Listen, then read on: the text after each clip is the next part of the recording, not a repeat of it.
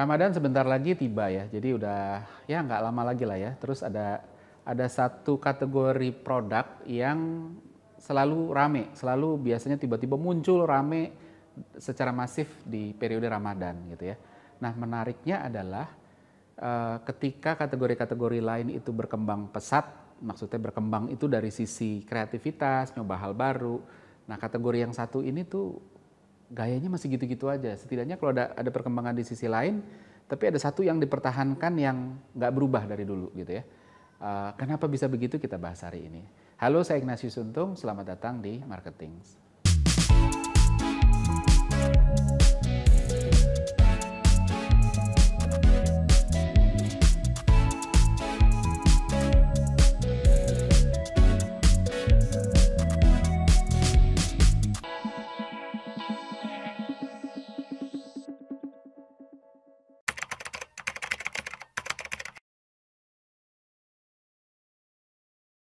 Oke, jadi kalau ngomongin soal Ramadan, kan banyak ya, ada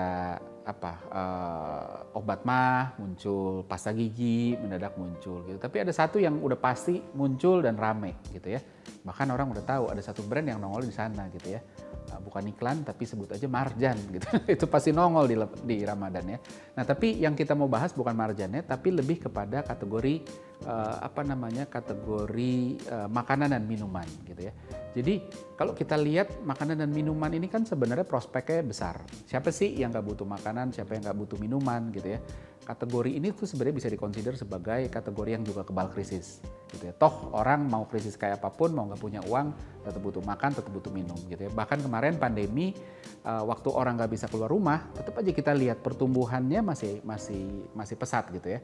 Bahkan ketika mall tutup, dibantu dengan layanan pesan antar yang sekarang makin rame, akhirnya juga tetap masih tumbuh pesat gitu ya. Terus kita juga lihat gitu kan, tanpa melihat data ya, dalam beberapa tahun belakangan sebenarnya jumlah brand makanan minuman pun tumbuh pesat, baik yang bentuknya resto, F&B maupun yang makanan minuman dalam kemasan gitu ya. Kita lihat kedai kopi tambah banyak, minuman-minuman manis yang dengan dan tanpa boba itu juga muncul, resto, warung, terus banyak lunchbox ya, ada kayak Itlah, ada Totlah, ada Mangkokku dan lain sebagainya. Itu juga mulai bermunculan yang makanan-makanan yang simpel yang isinya cuma nasi, lauk, terus habis itu sedikit sayur mungkin, atau bahkan nggak pakai sayur, pakai telur gitu ya. Satu tren lagi gitu. Nah, tapi kalau kita lihat juga di makanan kemasan ya, baik ya kayak tadi misalnya si Marjan, ada si biskuit Kongguan, ada si Blue Band, ada segala macam gitu ya.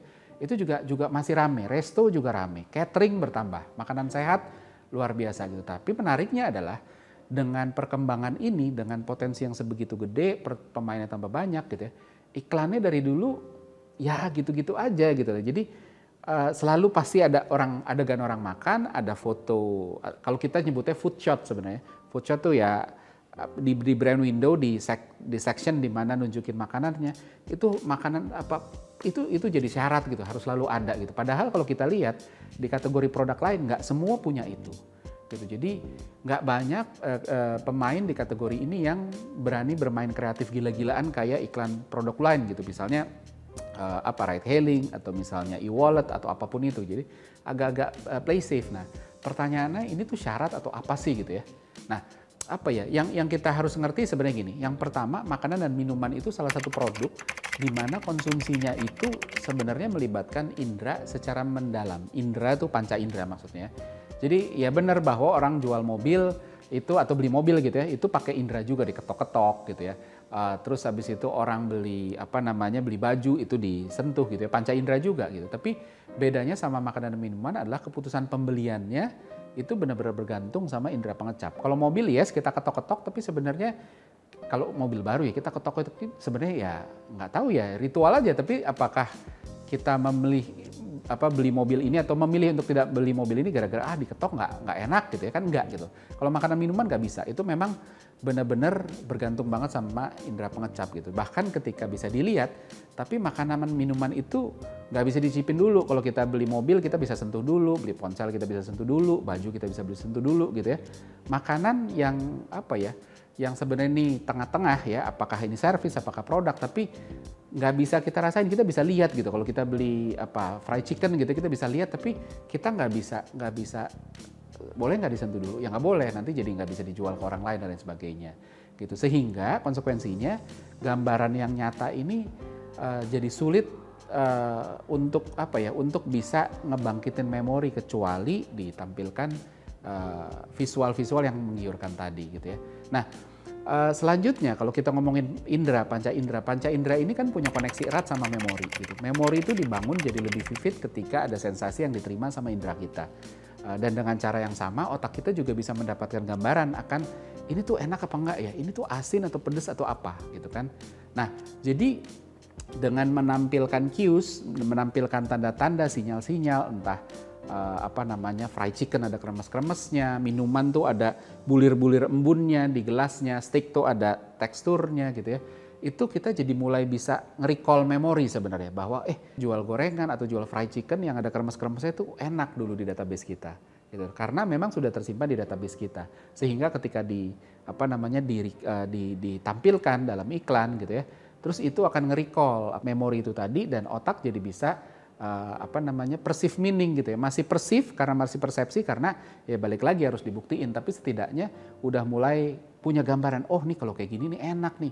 Kalau ayam nggak ada kremesnya atau kalau ayam kayak aduh kok kayaknya kering banget ya, nggak enak kayaknya, padahal belum tentu karena itu gitu ya. Nah, semua cues itu sebenarnya merecall database yang relevan. Jadi kalau kita lihat foto iklan atau ayam kremes dengan kremes, terus kita ingat dulu momen dulu makan itu wah enak tuh yang ada kremesnya tuh dan lain sebagainya. Kalau lihat permen warna-warni gitu karena makanan-makanan manis itu cenderung digambarkan dengan warna-warni yang nyala gitu ya.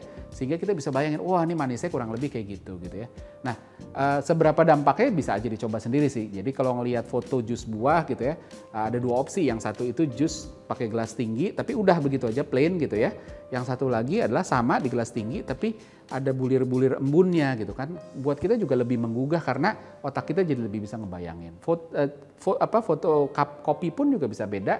Kalau yang pertama itu cuma foto di cangkir, terus habis itu plain. Atau bahkan pemilihan cangkir pun bisa berpengaruh gitu ya. Yang satu gelas, yang satu cangkir gitu. Yang cangkir tuh rasanya lebih gimana karena kita ingat memori. Belum lagi kalau ditambah udah fotonya di cangkir, terus habis itu dikasih gambaran ada asap ngepul gitu, ngegambarin kopinya masih hangat. Jadi itu bisa nge-recall gitu ya. So kesimpulannya gambar-gambar ini emang berguna untuk nge-trigger memori yang udah kesimpan di database kita melalui experience atau sensasi dari indera itu tadi, sehingga kita bisa bisa dapat gambaran gitu ya tentang ini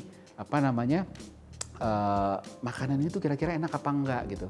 Karena ya balik lagi tadi gitu antara antara emosi, sensori dan memori itu nyambung tiga itu. Jadi kalau tiga itu muncul ya udah gitu dan menariknya lebih jauh lagi, kita bukan cuma bisa ngebayangin tapi juga ada reaksi biologis yang abis itu ke-trigger dari gambaran itu. Kalau nggak percaya coba aja gini deh, beberapa detik aja ya ngebayangin gambaran mangga gitu ya, mangga udah dikupas kulitnya udah nggak ada gitu ya, terus dikupas terus dipotong ini, terus abis itu kan kita sepersekian detik itu air liur mulai keluar. Atau ngebayangin es jeruk yang dingin dan ngebayangin ada asam-asamnya. Air liur pun keluar gitu. Jadi hal ini tuh jadi begitu powerful karena pesan yang kita mau sampein itu tentang kelezatan makanan ini bukan cuma dibayangin tapi bahkan bisa dalam tanda kutip ditransfer ya ke otaknya audiens dan punya dampak secara biologis untuk abis itu kita tiba-tiba air liurnya jadi keluar dan lain sebagainya. Gitu. Nah, menariknya lagi, lebih jauh lagi, manusia itu punya kemampuan ngerasain bahkan hanya dengan ngelihat gitu ya. Jadi ini yang kemampuan ini sebenarnya muncul karena kita punya satu bagian dalam otak yang disebut itu mirror neuron gitu. Mirror neuron itu tugasnya adalah ketika kita ngelihat sesuatu yang orang mirip kita gitu, maksudnya sama-sama manusia gitu ya. Terus habis itu apa yang terjadi sama dia kita juga bisa ikut ngerasain gitu. Dan ini juga yang membuat banyak orang batal jadi dokter gitu. Tadinya wah saya mau jadi dokter gitu ya. Kenapa batal? Karena untuk jadi dokter kemampuan dari si mirror neuron ini harus dinonaktifkan. Kenapa? Karena dokter itu pasti apa namanya, pasti harus pernah nyuntik, pasti harus pernah motong gitu ya, motong bagian tubuh. Nah bayangin gitu kan, motong itu kan yang dipotong orang, kita ngeliat adegan orang apa kulitnya, tangannya disayat pakai silet gitu aja, kita ikut meringis gitu ya. Itu karena kita punya mirror neuron itu tadi gitu ya. Jadi apa ya, kemampuan untuk ikut ngerasain itu terrepresentasi dengan itu gitu. Dan maka dari itu juga banyak orang yang akhirnya juga jadi takut disuntik, takut ambil darah. Karena apa? Karena waktu kita ngelihat di film, ngelihat tayangan ada orang disuntik, orang diambil darah, kita ikut ngerasain gitu. Sehingga begitu kita diambil darah, terus kita jadi aduh nggak mau ah. Orang ngebayangin aja udah tahu rasanya, apalagi nanti begitu ngejalanin sendiri. Jadi sebegitu powerfulnya ini gitu kan. Dan hal yang sama, ini agak dewasa sedikit ya. Saya percaya audiens saya di sini cukup bijaksana karena kita ngomong apa namanya buat edukasi. Tapi kemampuan ini juga yang membuat industri film porno bisa tumbuh. Bayangin tanpa mirror neuron, film dewasa tuh nggak ada dampaknya. Kita ngelihat adegan dalam film porno, terus kita bisa ikut dalam tanda kutip arouse, terangsang gitu. Kenapa? Karena itu tadi ada mirror neuron yang kita terus jadi ikut membayangkan, dan bukan cuma ngebayangin ya, bukan cuma transfer ke otak, tapi ada reaksi biologis juga gitu kan. Ada reaksi biologis yang seolah-olah kita yang ada di sana gitu. Jadi apa namanya, ketika kita melihat adegan-adegan dalam film dewasa itu, otak kita juga merekonstruksi adegan-adegan itu di dalam otak kita sehingga terus ada rangsangan secara psikologis dan akhirnya berakhir secara reaksi biologis gitu. Jadi itu kehebatannya manusia gitu. Jadi pada akhirnya ini jadi mimicking gitu kan. Nah kalau ngomongin soal mimicking, dulu ada satu percobaan sebenarnya, ada satu percobaan di laboratorium di Italia gitu ya. Ada percobaan si orang-orangnya ini mau mencoba melakukan sesuatu percobaan terhadap monyet karena dianggap otak monyet itu mirip strukturnya sama otak manusia. Nah terus habis itu mereka nanamin apa ya, sensor untuk melihat aktivitas di otaknya si monyet. Nah percobaan ini sebenarnya bukan percobaan tentang mirror neuron ini gitu ya, tapi lagi percobaan terus mereka belum dapat, terus sudah jam makan siang, mereka break, oh yaudah yuk kita break dulu, kita makan siang.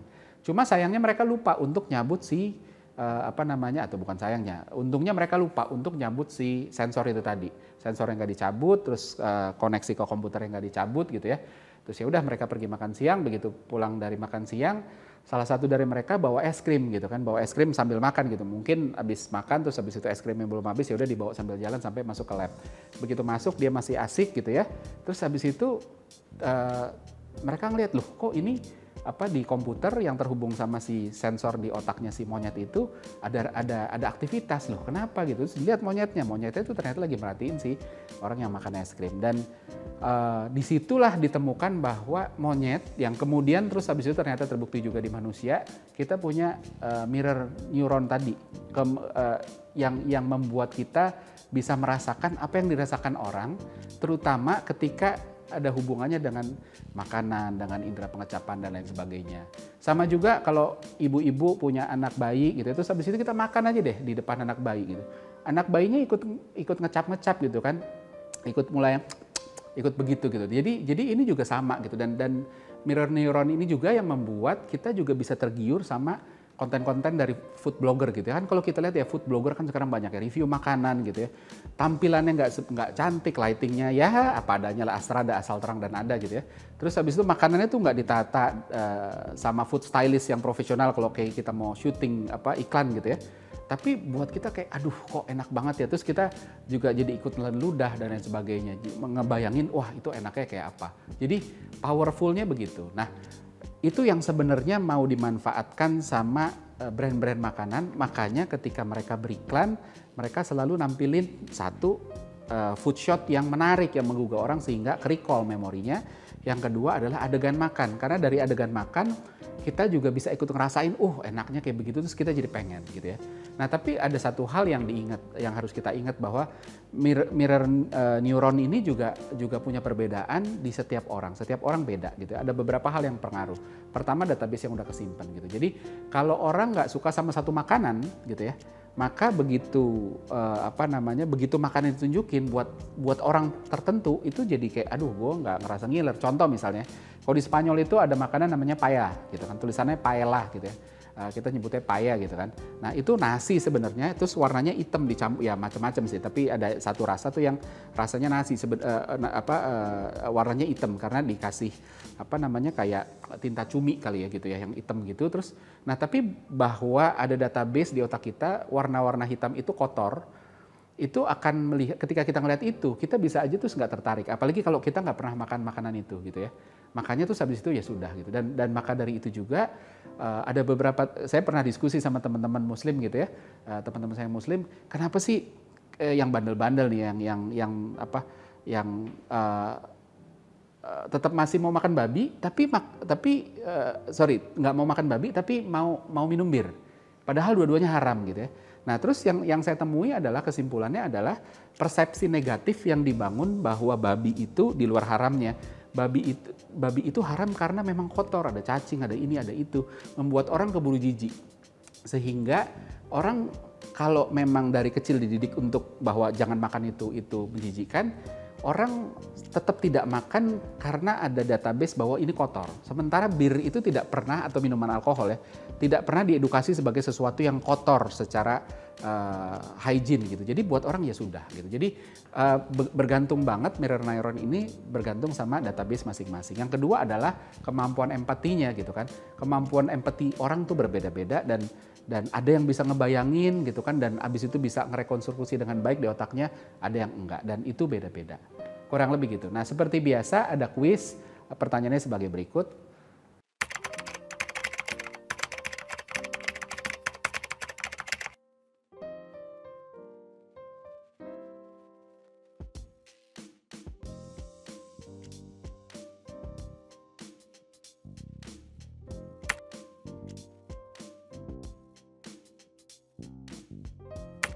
Pemenang dari kuis episode ini bisa dilihat di episode selanjutnya.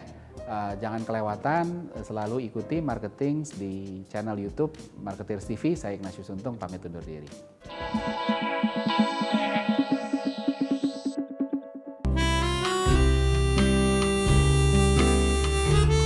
Gimana?